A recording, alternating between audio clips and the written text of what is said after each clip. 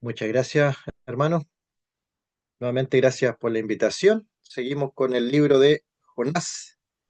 Jonás, comenzamos en el día de hoy el capítulo 3, el libro de Jonás, el capítulo 3, para lo cual vamos a leer algunos versículos de este capítulo 3 de Jonás. Vino palabra de Jehová por segunda vez a Jonás, diciendo: Levántate y ve a Nínive, aquella gran ciudad, y proclama en ella el mensaje que yo te diré. Y se levantó Jonás y fue a Nínive, conforme a la palabra de Jehová. Y era Nínive ciudad grande en extremo, de 3 días de camino. Y comenzó Jonás a entrar por la ciudad camino de un día, y predicaba diciendo: De aquí a 40 días Nínive será destruida. Y los hombres de Nínive creyeron a Dios y proclamaron ayuno, y se vistieron de cilicio, desde el mayor hasta el menor de ellos. Y llegó la noticia hasta el rey de Nínive, y se levantó de su silla, se despojó de su vestido, y se cubrió de cilicio, y se sentó sobre ceniza, e hizo proclamar y anunciar en Nínive, por mandato del rey y de su grande, diciendo: Hombres y animales, bueyes y ovejas, no gusten cosa alguna, no se les dé alimento ni beban agua, sino cúbranse de cilicio, hombres y animales, y clamen a Dios fuertemente, y conviértase cada uno de su mal camino, de la rapiña que hay en sus manos. ¿Quién sabe si se volverá y se arrepentirá Dios y se apartará del ardor de su ira y no pereceremos? Y vio Dios lo que hicieron, que se convirtieron de su mal camino, y se arrepintió del mal que había dicho que les haría, y no lo hizo. Hasta ahí la lectura de la palabra del Señor. Hemos dado lectura a Jonás, el libro de Jonás, capítulo 3. Hemos ido avanzando versículo por versículo, pero también hemos ido sacando algunas aplicaciones para nuestra vida diaria, porque a veces uno, como se decía en oración, que la palabra se haga viva en nosotros. Leemos el Antiguo Testamento y, como dice el libro de Corintios, las cosas que sucedieron son sombra y son ejemplo para nosotros. Y a veces entonces tenemos que entender que es una historia real, obviamente, lo hemos dicho, lo repetimos, el Señor Jesucristo lo dio por un hecho real respecto a su señal más grande que le iba a dar a los fariseos que pedían señales, que iba a estar 3 días y 3 noches en el vientre del gran pez. Así que el Señor lo dio por un hecho real. Jonás fue un profeta real y lo que le sucedió fue un hecho real. Y entonces la historia, podemos leerla así como historia, pero como la palabra es viva, podemos sacar nosotros enseñanzas para el día de hoy, aplicaciones. Aplicaciones. La iglesia del Antiguo Testamento puede sacar aplicaciones, no doctrinas ni enseñanzas para la iglesia del día de hoy, porque hay algunas congregaciones al límite ya con las sectas que toman el Antiguo Testamento para la iglesia. Y hemos visto y se ve, cada día está más invadiendo el Antiguo Testamento con prácticas para la iglesia, pero la iglesia está en el Nuevo Testamento. El Antiguo Testamento podemos sacar aplicaciones, podemos sacar a veces algún modelo para alguna práctica, pero no doctrina. Si no estaríamos todavía dando los diezmos de nuestros alimentos, de todas las cosas, o sacando los becerros, los corderos, para ir a sacrificarlos a un altar. Pero no estamos en el Antiguo Testamento. Y este libro de Jonás lo hemos visto cómo Jonás pasó un largo camino para obedecer. Y dice el verso 1 que viene palabra de Jehová por segunda vez. Y esa frase, por segunda vez, una pequeña frase, pero me ha hecho reflexionar bastante. Si consideramos el capítulo 1, dice, capítulo 1, verso 1, vino palabra de Jehová a Jonás, hijo de Amitai, diciendo, levántate y ve a Nínive, aquella gran ciudad, y pregona contra ella, porque ha subido su maldad delante de mí. Capítulo 3, verso 2, levántate y ve a Nínive, aquella gran ciudad, y proclama en ella el mensaje que yo te diré. Es casi lo mismo. O sea, una vez más comprobamos que nuestro Dios soberano, nuestro Dios no miente, nuestro Dios no cambia, nuestro Dios no es inmutable. Él tiene un propósito en mente, Él tiene una palabra en mente, tiene sus caminos ya, están todos determinados. Y Él tiene un propósito para la vida de Jonás. Y le da una palabra a Jonás. Y es la misma palabra, capítulo 1, la misma palabra, capítulo 3. O sea, aquí el que cambió no fue Dios, porque Dios no cambia. El que cambió en toda esta historia, en esta situación, es Jonás, figura representante fiel de nosotros. Ese Jonás. Jonás representa claramente a nosotros, los seres humanos, y cómo Dios no cambia y dice las mismas palabras. Y puede haber una primera pregunta para cada uno de mis hermanos y también si hay alguna persona presente en el día de hoy que no conoce al Señor, también es una palabra para usted. La pregunta es, cuántas veces Dios tiene que hablarme de un asunto? ¿Cuántas veces a mi vida Dios tiene que hablarme de algo? Entendemos el ejemplo de un papá y un hijo, una mamá y un hijo, una mamá y una hija. ¿Cuántas veces tiene que darle una instrucción, un mandamiento para que el hijo obedezca? Y a veces somos como aquellos hijos que nos hacemos los sordos o mm, abiertamente nos negamos a obedecer una orden de nuestros padres. Y entonces Jonás es un fiel representante de nosotros. Dios no cambia, la palabra es la misma. Levántate y ve a Nínive. Capítulo 1 y capítulo 3, lo mismo. ¿Cuántas veces Dios te ha hablado, hermano, hermana? ¿Cuántas veces Dios te ha hablado de un mismo asunto? Tal vez puede ser algo que tienes que hacer. Y cada uno de nosotros sabe cuando Dios nos está ordenando, mandando, nos está poniendo en nuestro corazón, en nuestro espíritu, algo para hacer. O tal vez puede ser algo que tienes que dejar de hacer. Y puede ser un pecado, puede ser alguna práctica pecaminosa. Y Dios te está diciendo, levántate, levántate. En el Nuevo Testamento hay un texto que dice, levántate entre los muertos y te alumbrará Cristo. Dios le dijo al profeta, levántate porque te queda largo camino por recorrer. Y Dios al profeta le da un alimento, le envía un ángel. Y luego de eso camina 40 días. Que cuando Dios interviene en nuestra vida para que nos levantemos, No es algo pequeño.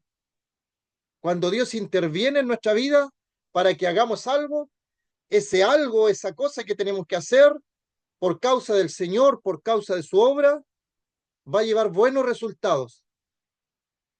Pero somos figura, o Jonás es figura de nosotros cuando desobedecemos a Dios, cuando no le hacemos caso a Dios, cuando tratamos de huir de Dios y de sus mandamientos, sabiendo que no podemos huir de Dios y que tarde o temprano nos vamos a encontrar de frente con este mandamiento que Dios nos ha dado.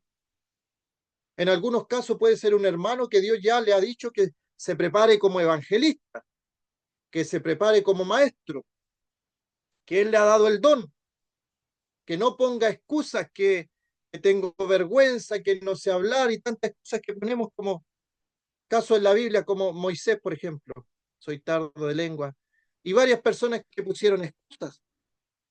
Cuando Dios nos da un mandamiento, nos dice algo y pone algo en nuestra mente, en nuestro corazón, lo más sabio es obedecer. Lo más sabio es obedecer. Lo más prudente es obedecer. Jonás, levántate y ve a Nínive.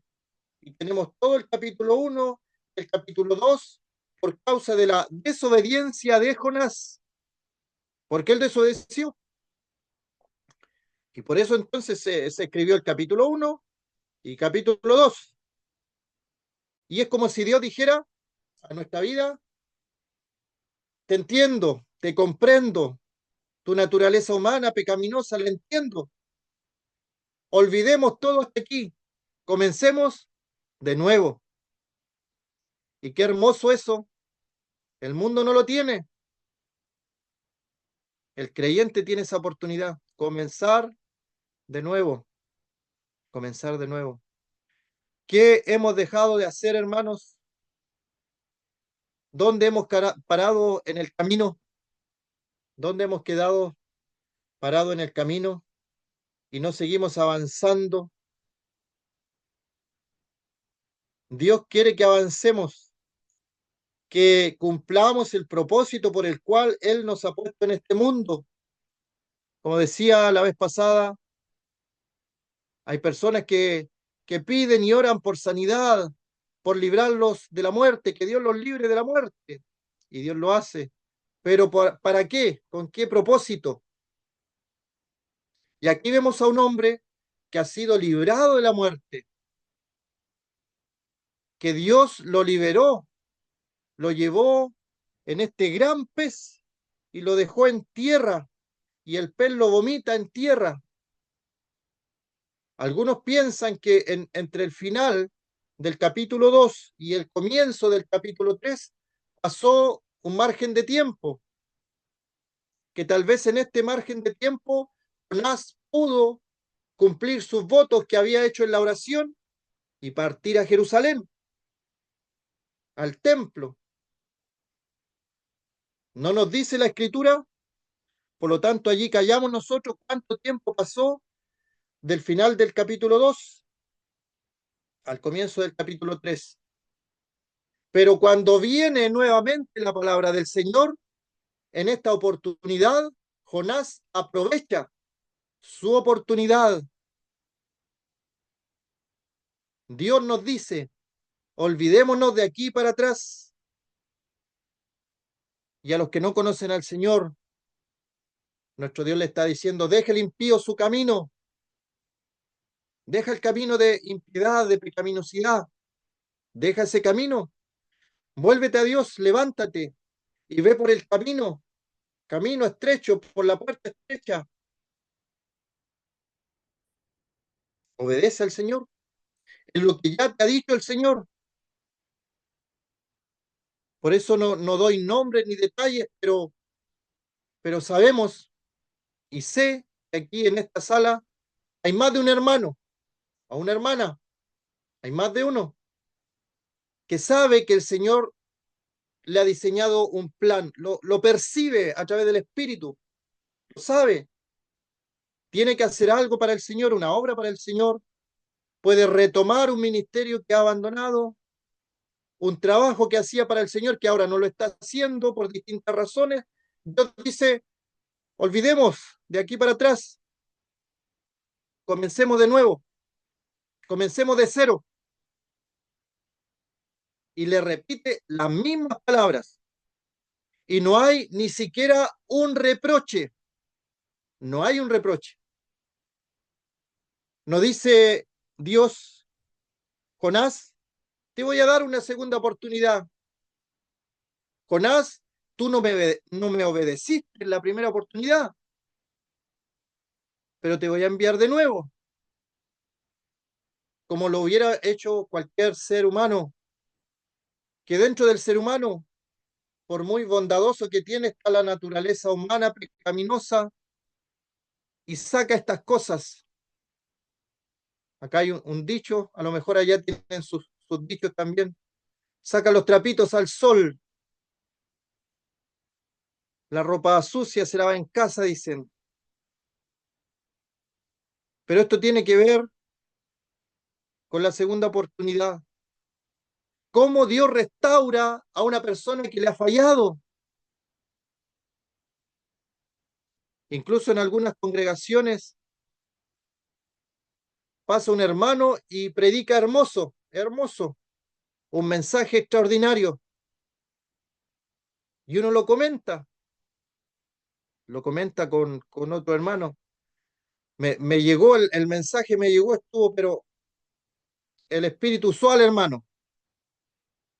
Y hay varios hermanos que dicen, sí, el hermano habla bien, predica bien, el hermano hace esto otro. Pero no falta aquel hermano, figura del hermano mayor en la parábola del hijo pródigo, que el hermano dice, sí, pero ese hermano cayó. ¿Ha pasado? Sí, pero predica donde anduvo ese hermano. No lo perdona. Dios lo perdona. La Santísima Trinidad no tiene problema, ni el Padre, ni el Hijo, ni el Espíritu Santo tienen problema con ese hermano restaurado.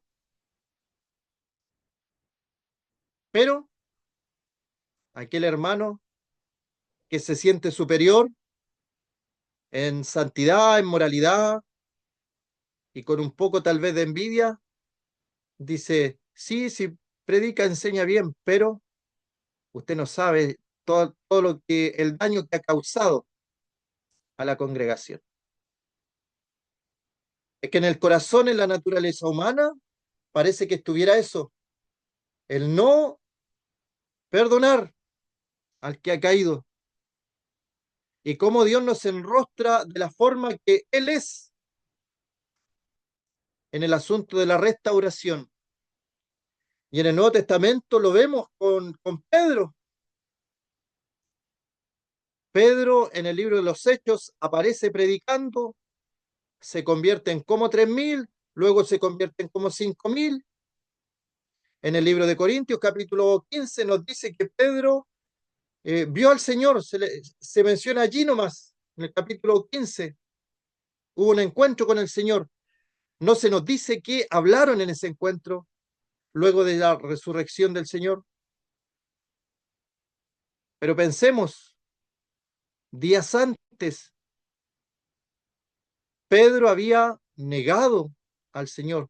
No conozco a tal hombre. Antes que cantara el gallo, antes que cantara el gallo, le negó 3 veces. Y cuando canta el gallo, él se acuerda, se recuerda de las palabras del Señor.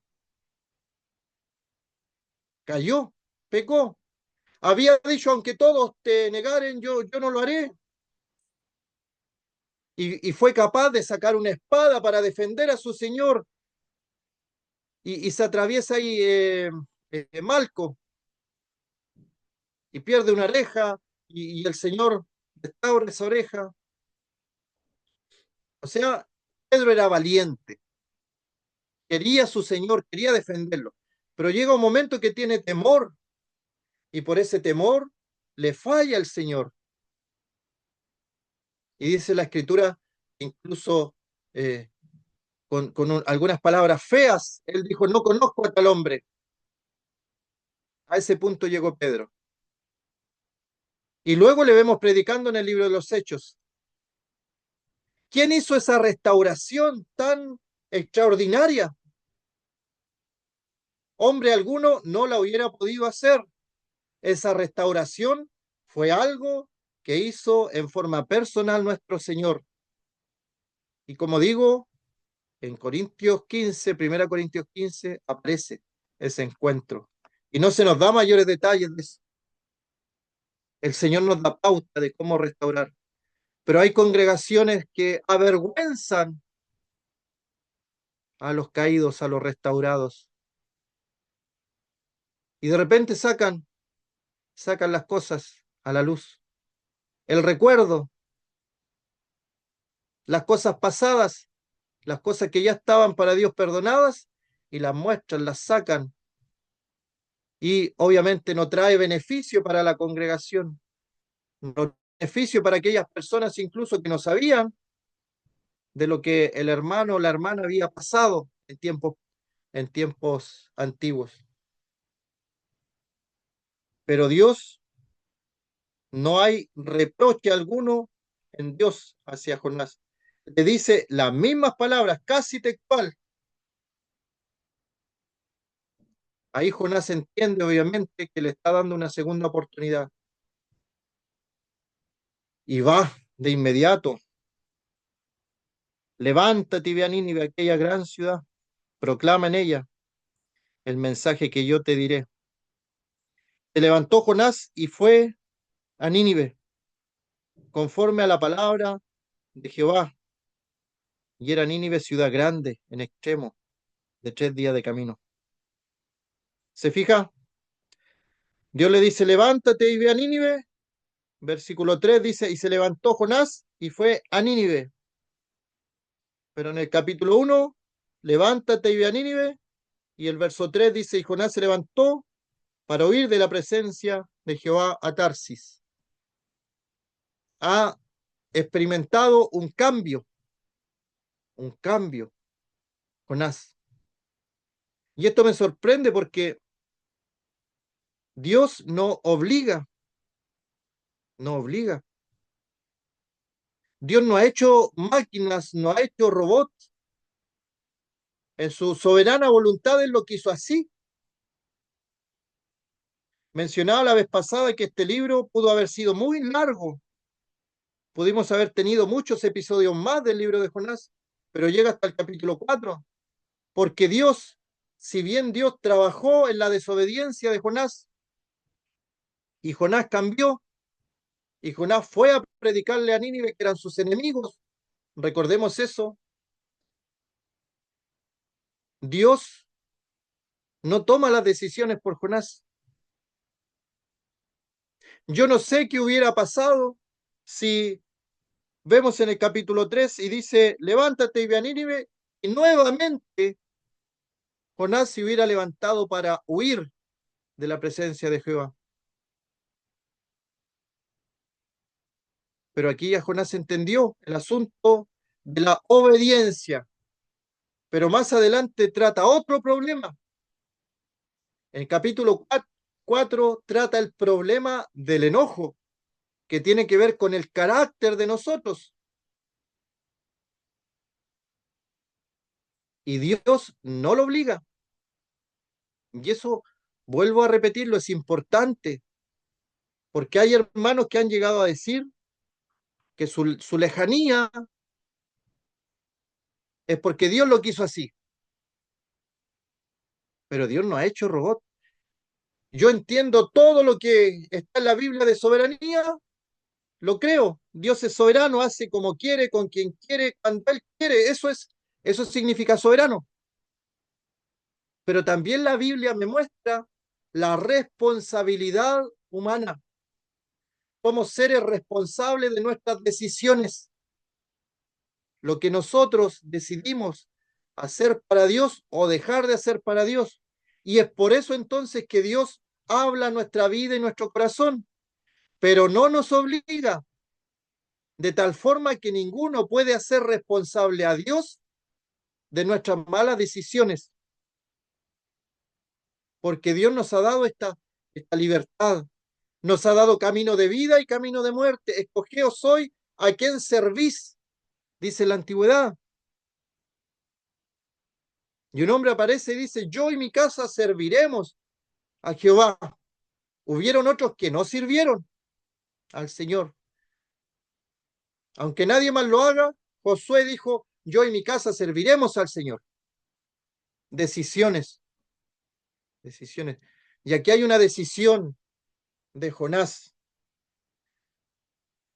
frente a la palabra de Dios, que entiendo que Dios me está hablando, yo decido obedecer a la voz de Dios, porque la vez pasada no obedecí y me fue mal, tuvo graves consecuencias y sufrí corporalmente, anímicamente, espiritualmente, sufrí. Por lo tanto, ahora viene palabra de Jehová y yo decido obedecer. Eso me enseña estos versículos.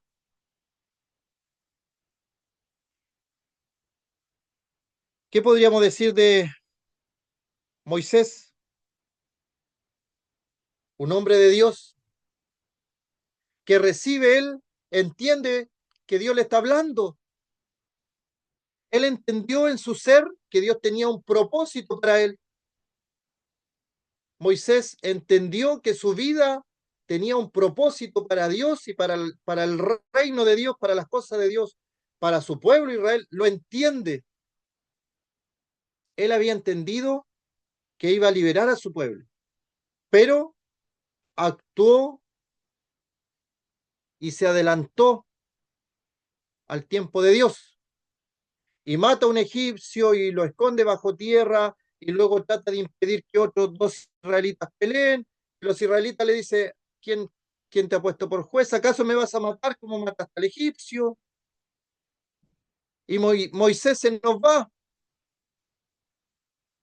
cuida las ovejas de Jetro, su suegro, y se nos pierde de la historia Moisés 40 años, 40 largos años, hasta que nuevamente Dios le habla con el mismo propósito de liberar a su pueblo, porque Dios ha escuchado el clamor del pueblo de Israel y el clamor había llegado a los oídos de Dios. Y entonces ocupa a Moisés para que libere al pueblo de Israel. Pasado 40 años. Hubiéramos dado otra oportunidad a Moisés. Y en el Nuevo Testamento, en Juan capítulo 4, aparece una mujer en Samaria, la mujer samaritana.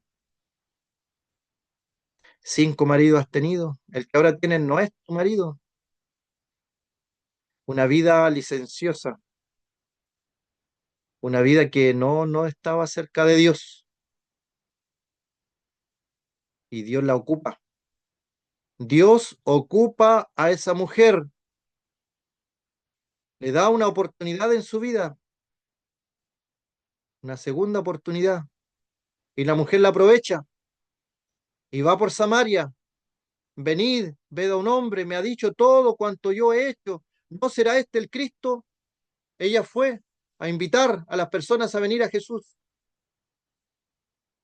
pero el ojo humano, nosotros, tal vez ni siquiera la miraríamos a esa mujer para un propósito. No, esa mujer tiene una vida muy caída, muy oscura, no sirve para los propósitos de Dios. Pero Dios no es así y a veces nos cuesta entender eso, nos cuesta. Nuestro corazón es difícil perdonar. Hay personas que livianamente a veces dicen, hay que perdonar porque Dios dice que hay que perdonar y Dios es perdonador, entonces hay que perdonar. Pero cuando les toca a ellos, ahí realmente se ve que es más difícil de lo que ellos hablan. Cuando uno le toca perdonar, entiende que perdonar y dar una segunda oportunidad es muy difícil, es muy complicado. Dios enseña de las segundas oportunidades. y a veces terceras oportunidades. Y tiene tanta paciencia, hermano, hermana, tiene paciencia. Es un Dios bondadoso, paciente. Quiere que tú cumplas su propósito por el cual Él te ha dejado en este mundo. Obviamente te entiende, conoce tus temores, conoce tus excusas, pero Él quiere que cumpla su voluntad, lo que ya te ha mostrado, lo que ya te ha hablado. Imagínate la situación de estar frente al tribunal de Cristo. Sabemos que no es para juicio, porque el creyente, ninguna condenación hay para los que están en Cristo Jesús, dice Romanos 8. Ese es el tribunal de Cristo, no es para juicio, no es para castigo, pero ahí va a estar las obras buenas del creyente, lo que hizo para su Señor y también lo que dejó de hacer para su Señor. Las obras van a ser probadas por fuego.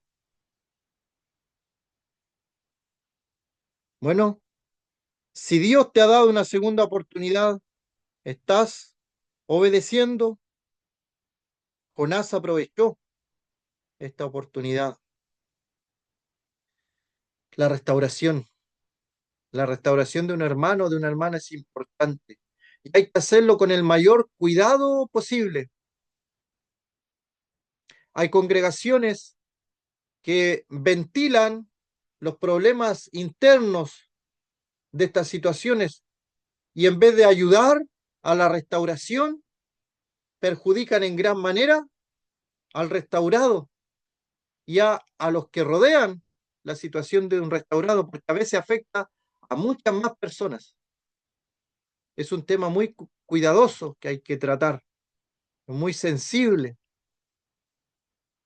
y hay que hacerlo. Y a veces el problema no es el hermano restaurado, a veces el problema son los hermanos que nunca han fallado en la congregación, pero también les molesta el restaurado, no lo quieren o lo miran en menos, como el ejemplo de el hijo mayor en la parábola que el Señor dijo del hijo pródigo. Le molestaba de que el padre le pusiera vestido, le hiciera fiesta, matara el becerro. Sí, y el Señor le dice, hijo, tú siempre estás conmigo, todo es tuyo, pero eso no le basta, no le basta a ese hermano mayor. A él le molesta que el otro tenga los privilegios. Volvamos al caso de Pedro, por ejemplo, en su restauración, en su segunda oportunidad. El Señor trató con él y luego él predica y se convierten como 3.000, se convierten como 5.000, pero no vemos ninguno de los apóstoles decir, ¿y por qué Pedro? ¿Y por qué Pedro si Pedro falló? Pedro le negó al Señor, nosotros no le negamos. ¿Por qué se le da la oportunidad a él? ¿Por qué está él predicando allí? No debiera estar Pedro porque él le falló al Señor.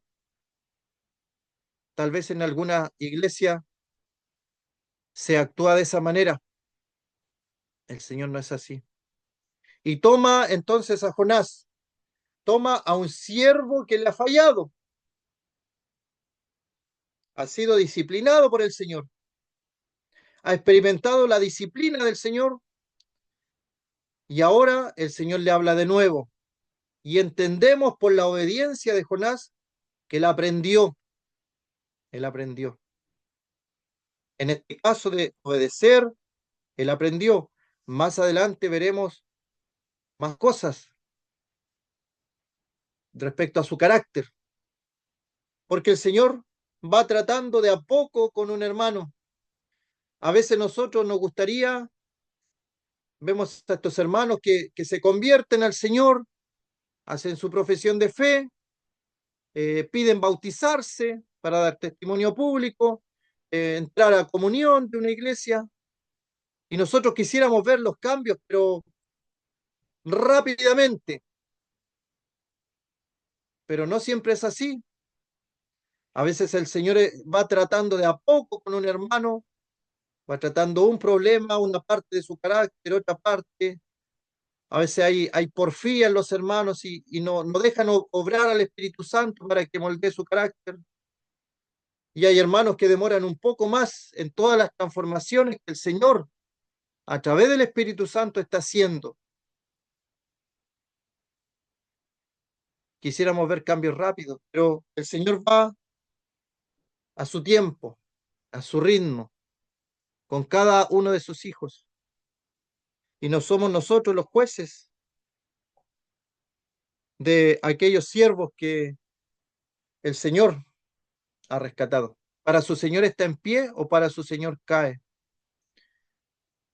Y obviamente el Señor va limpiando impurezas a través del fuego, como los metales preciosos. Cuando se quiere limpiar de impurezas, se toma, se lleva al fuego y comienza entonces a salir un poco más de impureza. Y a veces cuando se quiere purificar más, se vuelve el metal a poner en el fuego, pasar por los altornos y que salga allí un metal más precioso. Aquí vemos a Jonás que pasó, podríamos decir, la primera prueba ya, la desobediencia, la aprendiste. Cuando Dios te habla, tienes que obedecer. Pero más adelante sigue la otra prueba que no la logra superar, de la rabia que siente él, porque Dios perdona a los ninivitas, capítulo 4. ¿Por qué Dios perdona a esta gente tan malvada, tan inicua, tan idólatra, tan lasciva? ¿Por qué Dios la perdona? Y comienza el capítulo 4 también diciendo, esto es lo que yo decía estando en mi tierra, que tú eres muy misericordioso, lo vas a perdonar. Por eso yo no quería venir. Eso estaba en el corazón de Jonás y no salía del corazón de Jonás. Y Dios no lo sacó. Dios no lo forzó a sacar eso de su corazón, de su carácter, que le afectaba su carácter. Y termina el capítulo 4 con este enojo de Jonás. Haces bien tú en enojarte, le dice el Señor. Pero en el asunto de la desobediencia, él ya entendió. Cuando Dios habla, obedezco. Cuando Dios habla, obedezco. ¿Cómo habla Dios en el día de hoy? ¿Acaso Dios todavía habla?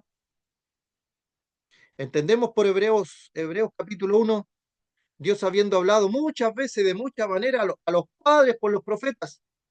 En estos postreros tiempos nos ha hablado por el Hijo, a quien constituyó heredero de todo. Algunas, algunas traducciones obviamente quitan el artículo allí. Nos ha hablado por Hijo, dice. Esto significa que la persona de Jesucristo, nuestro Señor, es la palabra, es el verbo, la palabra en movimiento de Dios. Nos ha hablado por Hijo, nos ha hablado por el Señor Jesucristo. Dios habla. Si yo quiero escuchar a Dios, tengo que ir a su palabra. Su palabra está escrita. Tenemos la palabra profética más segura y hacemos bien en estar atentos como una antorcha que alumbra en un lugar oscuro. Quiero que Dios me hable, tengo que leer la palabra de Dios. Si alguien dice, bueno, yo escuché en YouTube, escuché que alguien Dios le habló audiblemente. Bueno, lea la palabra en voz alta, decía un hermano que quiere escuchar audiblemente a Dios. Ya la palabra profética más segura está escrita. Con esto, hermano, tampoco no quiero que se entienda mal, no quiero cerrar en cuatro paredes a Dios y decir que Él no habla, porque yo a veces lo he dicho, hago algo y digo, Dios me dijo que lo hiciera. Y alguien me pregunta, ¿cómo te dijo Dios? ¿Cómo te habló Dios? Y yo lo he mencionado varias veces en esta reunión también. El creyente sabe cuando, cuando Dios le habla. Obviamente yo digo que hay que diferenciar. A veces uno hace cosas por su propia voz interior, Pero cuando es Dios que está hablando, uno sabe, entiende que es Dios por el Espíritu de Dios, porque el Espíritu mora en nosotros, tenemos ese discernimiento. Y hay bastante testimonio respecto a estos casos que son puntuales. Hermanos, por ejemplo, salen de sus países a lejanas tierras a predicar el Evangelio porque Dios les habló. Y de diferente forma uno le dice, pero hermano, ¿cómo Dios le habló? Y uno dice, bueno, estaba viendo unos mensajes de la obra misionera y me llamó la atención tal cosa que decía y empecé a orar al Señor y de repente conocí a alguien de ese país. Seguí orando al Señor y me llegaron cartas de personas que solicitaban predicadores de ese país. Y comienza a darse todo un sinnúmero de casualidades, decimos nosotros, pero no son casualidades en el mundo del Dios soberano, no existen las casualidades. Todo Dios lo hace. Pero el creyente entiende que Dios le está hablando a su vida. Un hermano misionero una vez contó, iba en un viaje largo y él tenía que bajarse a mitad de camino. Fue tan fuerte eso, fue tan fuerte, tan poderoso, y él supo que era Dios que le estaba hablando. Él se bajó en esa estación, a mitad de camino, de su camino, y se bajó allí. No sabía para qué, pero sabía que estaba Dios, como aquella nube que se movía en el desierto. Cuando la nube se movía, el pueblo de Israel se movía con la nube. Pero a veces hemos perdido ese pequeño llamado de Dios, ese susurro apacible que a veces nos habla y lo hemos apagado. No debemos apagar el espíritu, hermano. Si no estaríamos igual que el mundo, que la gente que no tiene a Dios. El creyente tiene al Espíritu Santo. Y obviamente, aquí con esto cierro el paréntesis, haciendo todos los resguardos necesarios, porque sabemos que el mundo religioso dice, hermanos, el Señor me habló y me dijo tal cosa, y de repente salen unos disparates tremendos. Pero el creyente que tiene al Espíritu Santo sabe cuando Dios le habla respecto a un asunto importante. Aquí Dios le habló a Jonás. No me importa lo que pasaste en el capítulo 1 y capítulo 2. Vamos a comenzar de nuevo. Y Jonás se levantó. Y el hecho de levantarse va de parte de Jonás. La decisión que toma Jonás es ponerse de pie, levantarse y partir a Nínive, conforme a la palabra de Jehová. Cuando Dios nos habla, entonces nos levantamos y vamos a donde Dios nos dijo.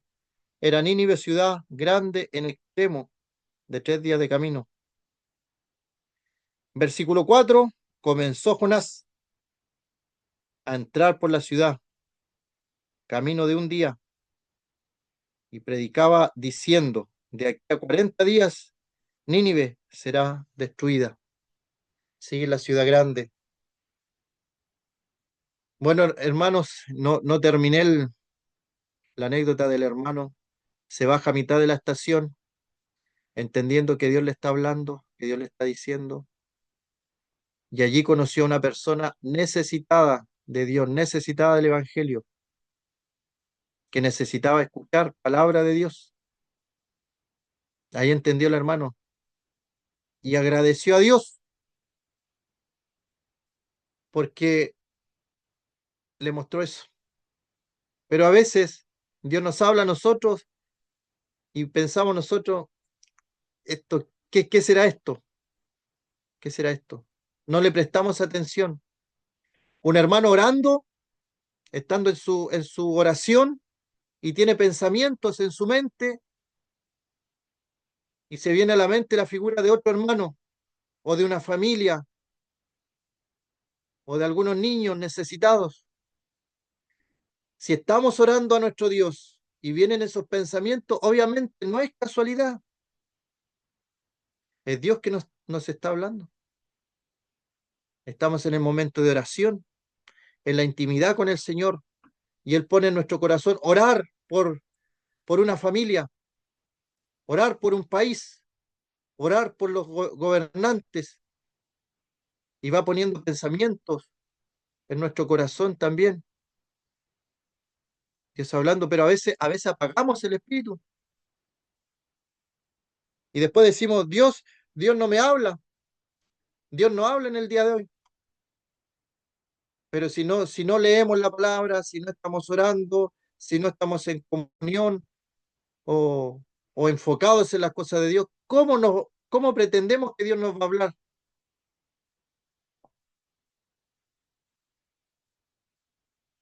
Una hermana decía, cuando oro, suceden las coincidencias, las casualidades. Cuando no oro, no sucede. ¿Se entiende la idea? La ciudad de Nínive era grande en extremo y eran personas muy paganas, eran personas sensuales, eran personas violentas que no tenían temor de Dios, pero Dios manda allí a Jonás. En el día de hoy, Dios a veces nos pide que le prediquemos a algún ninivita, obviamente hablando en sentido figurado. Cada uno de nosotros tiene un ninivita en su vida, o más de un ninivita en su vida. ¿Quiénes son los ninivitas en el día de hoy para el creyente? Son aquellas personas que en nuestra mente pensamos que no son aptas para el cielo. Había un hermano que varias veces se encontraba con un ex compañero de su escuela primaria y tenía que predicarle, obviamente. Para eso lo había encontrado varias veces. ¿Por qué no lo hacía el hermano? ¿Por qué no lo hacía? Porque aquel hombre ya en su niñez le había hecho bullying y no lo dejaba en paz y lo traumó en su niñez. Y él se resistía a predicarle a ese hombre por lo malvado que había sido en su niñez. Y me golpeaba y me hacía bullying diariamente. No quiero que conozca el Evangelio porque capaz que si lo conoce se convierte.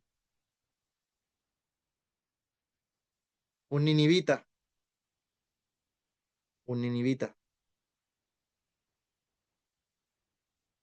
Pero Dios quiere que entendamos que todos merecen el perdón. A veces pensamos en nuestros parámetros, si esa persona no es para la iglesia, decía una hermana, no, esa persona no es para la iglesia, pero ¿qué es para ti ser de la iglesia?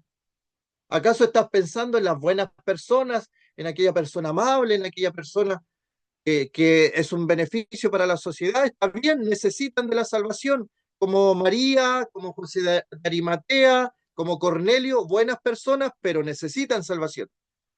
Pero el Señor, ¿qué dijo? Que él había venido a los pecadores, a los enfermos. Los sanos no necesitan de un médico, son los enfermos que necesitan de un médico. Y eso a Jonás le costaba entender. Por, y uno entiende porque los ninivitas, cuando peleaban con los israelitas, los tomaban prisioneros, les quitaban sus posesiones, pero además de eso, les sacaban los ojos.